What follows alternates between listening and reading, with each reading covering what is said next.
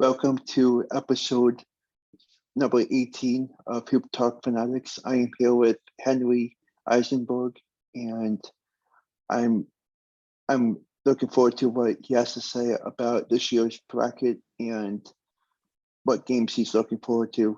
So welcome. Thank you for having me on, Alex. I'm very excited. We're coming up to the best 3 weeks of the year, I like to say. So very exciting time ahead.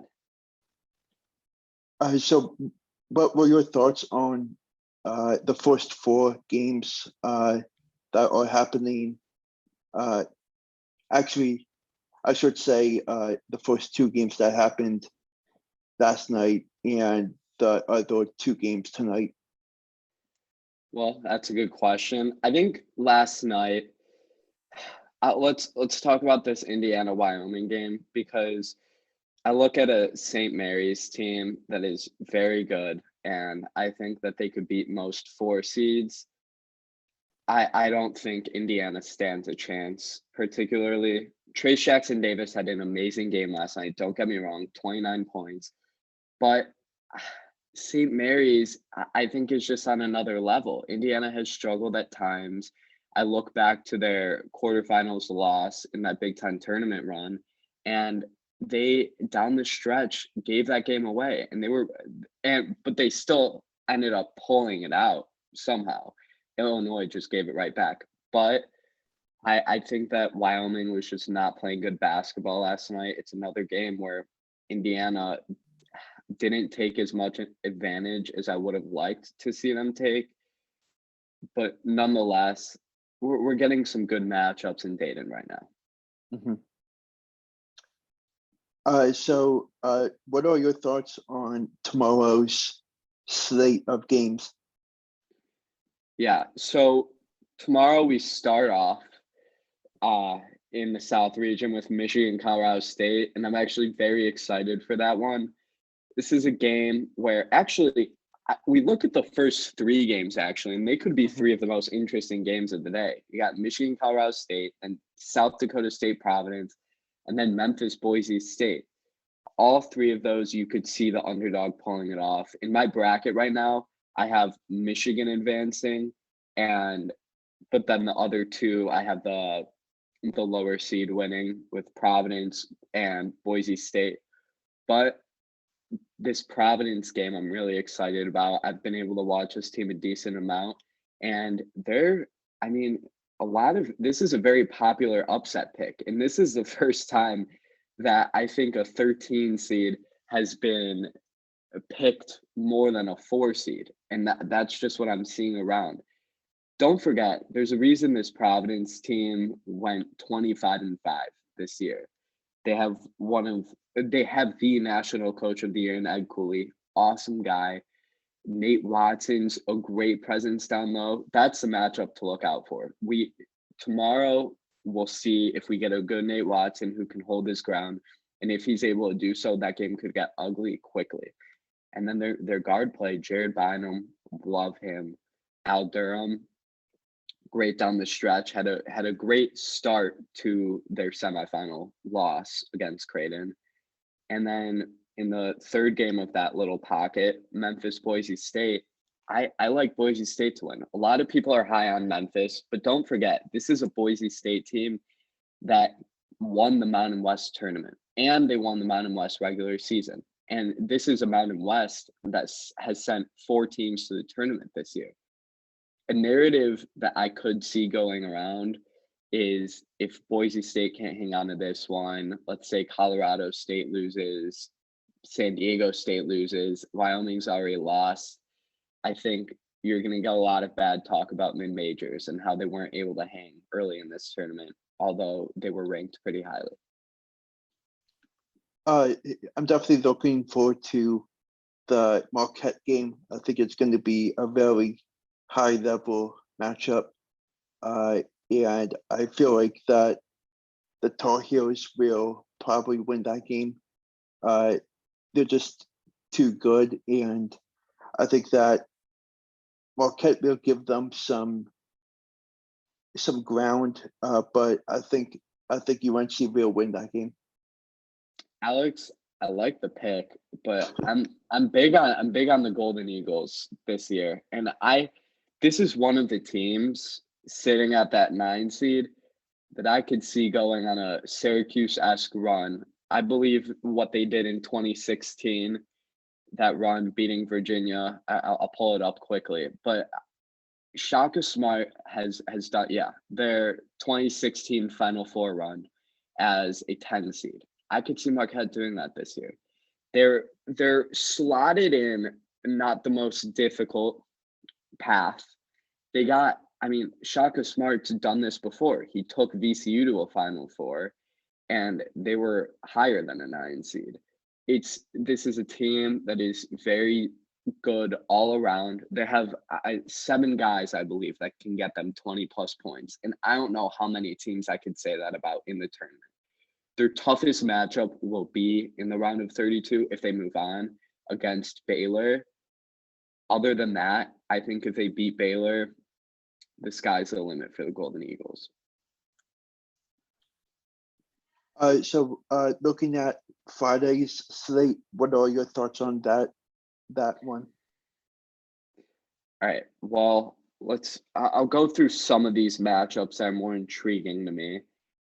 First off, I gotta say, I love the slate this year. It's just awesome this time. And so to just be able to look at a bracket, I think let's start with the first game of Friday, Loyola against Ohio State.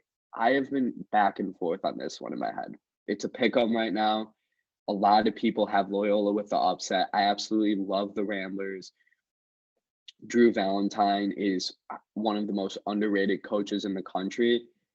I think Ohio State's going to win this game, though. I originally had Loyola, but Ohio State is being severely underrated. They're still a top team. They just had a tough stretch towards the end of the season. They got EJ Liddell, who was a Player of the Year candidate. Malachi Branham, the freshman, has been lights out for them recently. Don't sleep on them. And I think Loyola has had some issues in conference play this year, which they shouldn't be having. I love Drew Valentine. I think his future is very bright, but I think that his run is going to come to an end before it really gets started this year. And then moving on, let's go to the nightcap, 8:20 Central Time. Sorry, the times I'm saying are Central.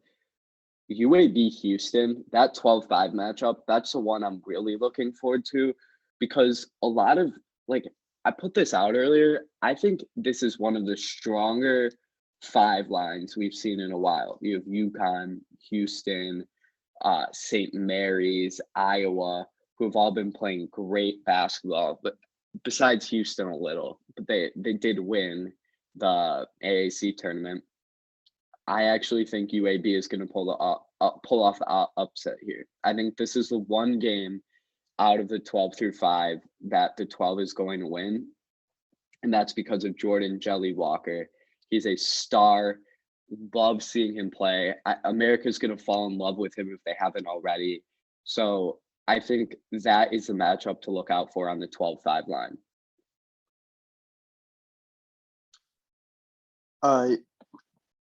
What do you think about his story that he told when he did his one-on-one with John Fanta? I actually was not able to see that yet, but I'm going to have to watch it. First off, shout out to John Fanta, awesome guy. That's an interview that I'm looking forward to seeing. What are your thoughts on it? Yeah, it was definitely emotional, and I wish him nothing but the best of luck in the tournament, and I'll be rooting for him for sure. Love to hear it. Got to get as many people on the jelly train as possible. Do you think Chattanooga will upset Illinois? This is a good one. Another good one. I am pretty low on Illinois, but there are a lot of people lower than me. This Chattanooga team, they didn't they had the upset potential, Malachi Smith, Silvio De Sousa, the Kansas transfer. But I can't see this happening. I think Illinois, I can't really see them going so far in this tournament, but definitely farther than the first round. They've got the talent alone to just beat this Chattanooga team. So what do you think? Any first round upsets that you have in mind? So my biggest first round upset right now, honestly, this year, it's been pretty chalky for me. I want to pick more upsets, but I just a lot of these and there will be upsets. I just think a lot of these teams are just a lot of these lower seeds are great teams. I think an upset, the double digit upsets, I'll talk about my Sweet 16, like my Cinderella teams kind of.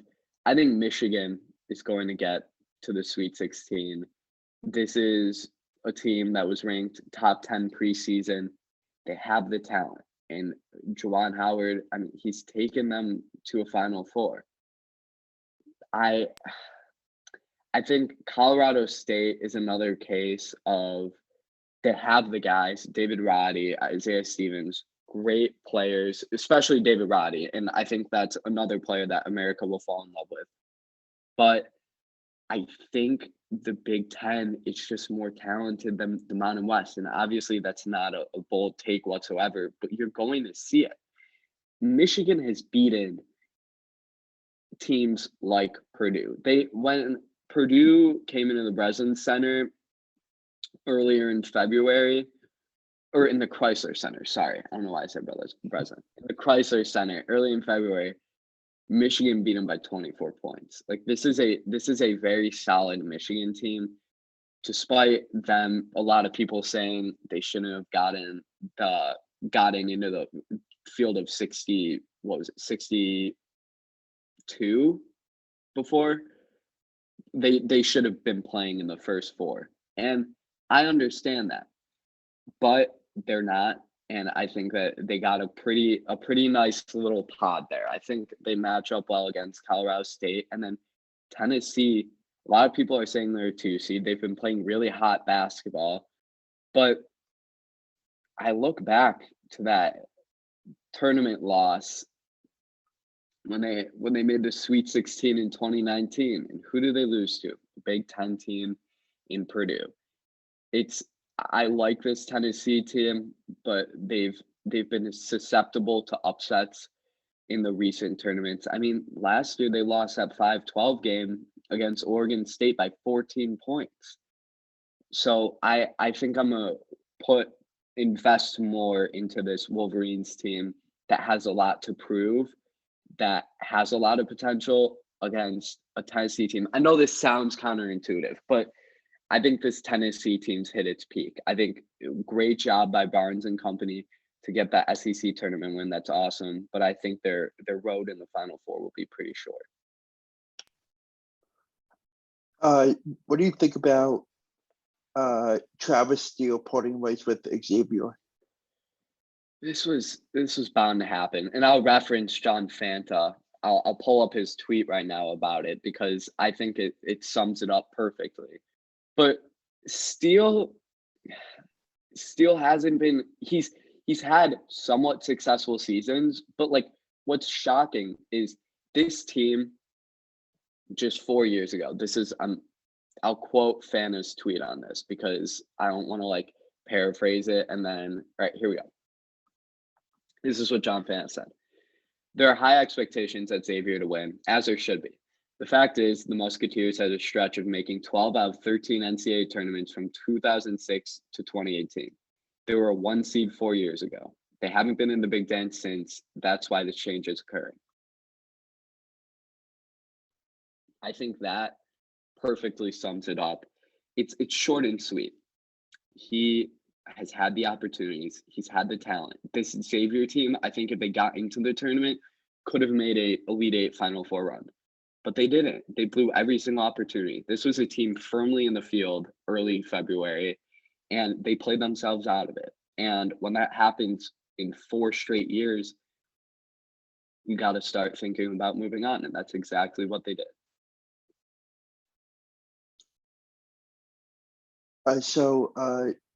concluding this episode, what are your Cinderella teams for this tournament? So outside of Michigan, I think my other Cinderella team is the team I mentioned earlier, the UAB Blazers. People say don't fall in love with the player, fall in love with the team. There are some cases like Oral Roberts last year with Max Asmus, where you fall in love with a player and that player can take you to a Sweet 16. And I think that player this year is Jordan Walker.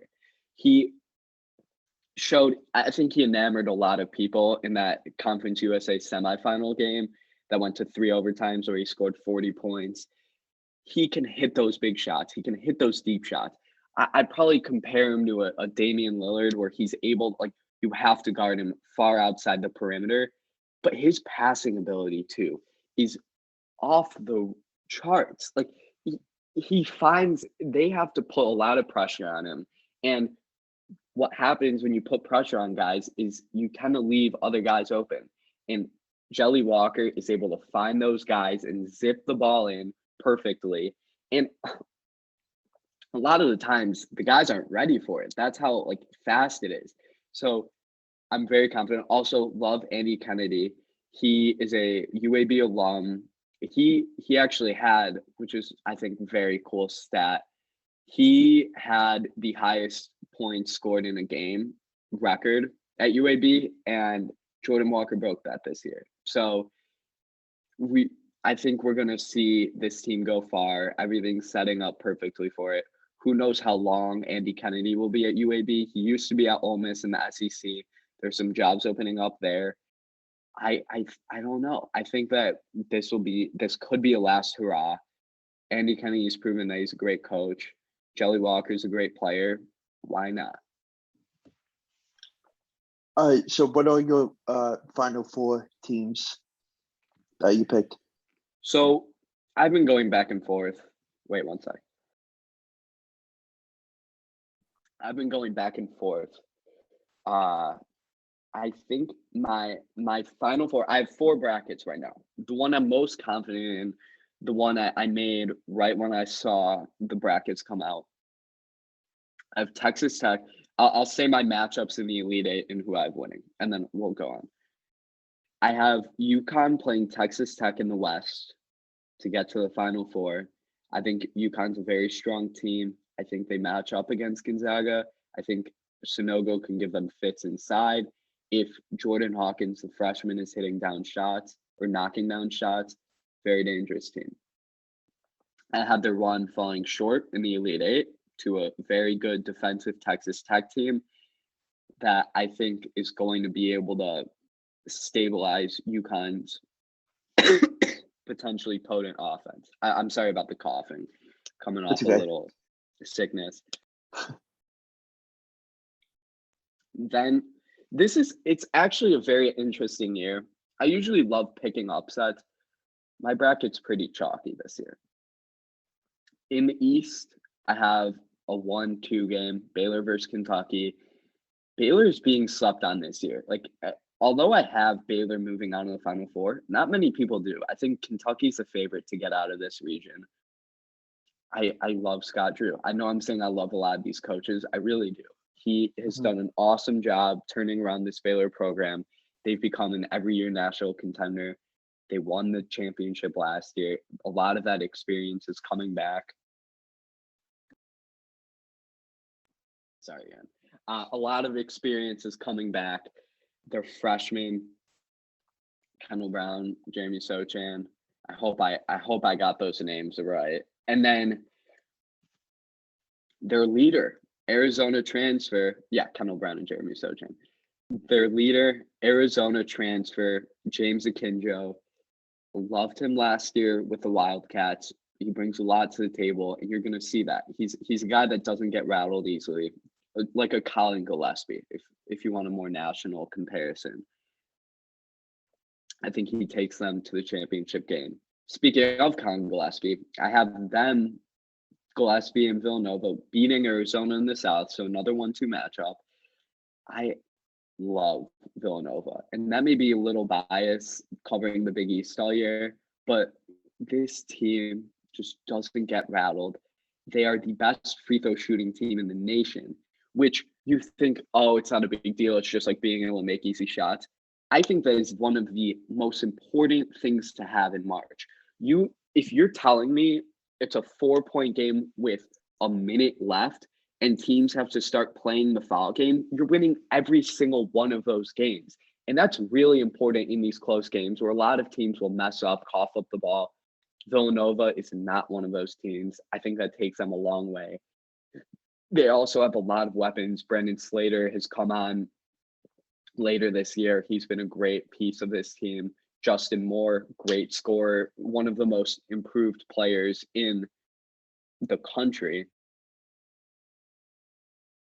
Moving on to the last region, the Midwest. This is where I have my champion coming out of. John Rothstein called this region the region of vulnerability. I think it's a region where the 1 seed just takes advantage of that. Kansas and Ochai Agbaji really, really like them. I just think Bill Self, it looked like Kansas would have their year again in 2020 before COVID happened. I think they get, well, it's not vengeance because obviously it's a disease, but I think they get vengeance on that COVID year. And I think they're going to go all the way. Very excited for that. And I have them beating Wisconsin, who I could also see getting out of this bracket or out of this region. They have a very favorable road to the Final Four. Their toughest matchup is an Auburn team that has really struggled. And I think Wisconsin can stifle them defensively. I don't think they can do that against Kansas.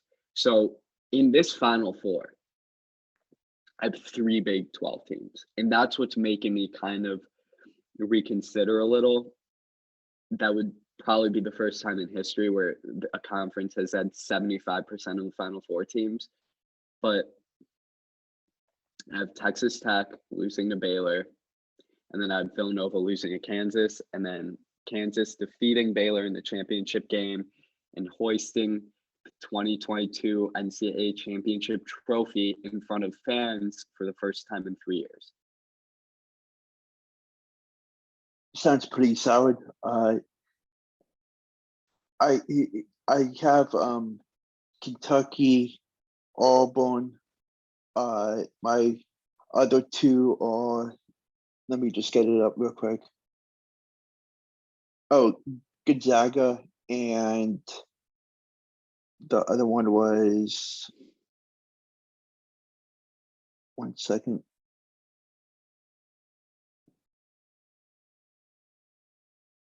Take your time.